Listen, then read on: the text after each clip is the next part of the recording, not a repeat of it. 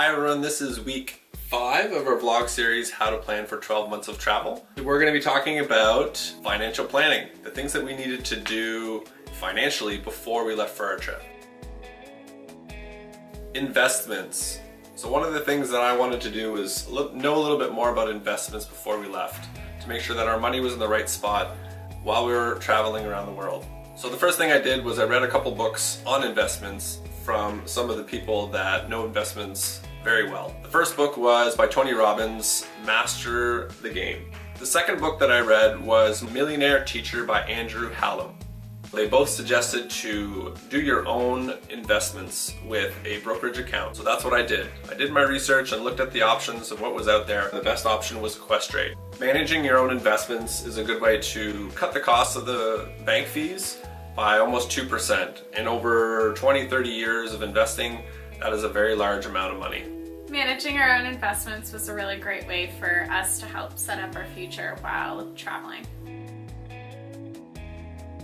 Save, save, save was one of the major things on our checklist for setting goals before we left.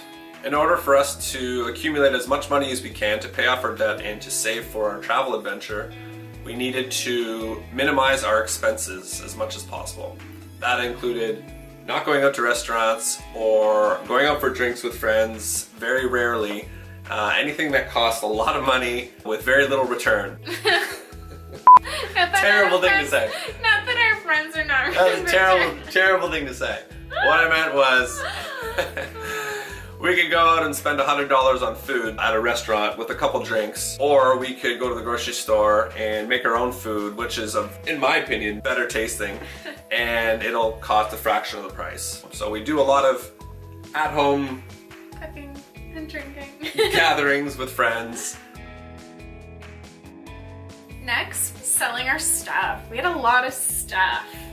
She had a lot of stuff. I had a lot of stuff. When we decided to leave, we just sold. It was time to let go of my beloved curbside antiques. Garbage. Selling my car was a really big decision. For me, my car was my independence. Save on insurance, save on registration, save on parking, save on gas, which is a lot. Cars are expensive, and we having 2 of them was really unnecessary. So we just needed to worry a little bit more about how Christina was going to get to school and get to work. So we just decided to take that little extra time and commute together. By commuting together and taking the bus, it wasn't always the most convenient option, but it was a definitely cost-saving benefit. If I didn't need my car for work, I probably would have sold it as well, because even having one car can be quite expensive to maintain, although it is convenient. We'll be selling Michael's car in October, right before we leave, to be able to get even more savings in our piggy bank. Work, work, work, work, work. We're talking about work, work, work. Work, work, work, work. Work, work, work, work, Okay. work. Work, work. Oh. We're very fortunate that we both have good paying jobs, me being a physiotherapist and Christina working at a community health center. It allows us to put our money into our debt or savings or into our travel fund for October. Working a part-time job while also going to school full-time and doing my master's was definitely not easy. Michael got the brunt of... She was very enjoyable. Michael cooked a lot of meals and did a lot of dishes, but I'm picking up the slack for 2 years worth now.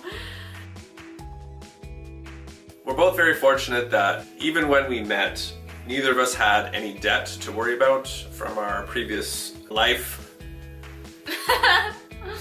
It really put us in a good position for our financial planning. We're also very fortunate that we're both very good with money and spending and money management. Things like paying off our credit card as soon as possible, as well as not really being big consumers to start with, really allowed us to not accumulate any debt. So this is week 5. 5 things that we did for financial planning to get ready for 12 months of travel. Thanks for watching, and we'll see you next Wednesday.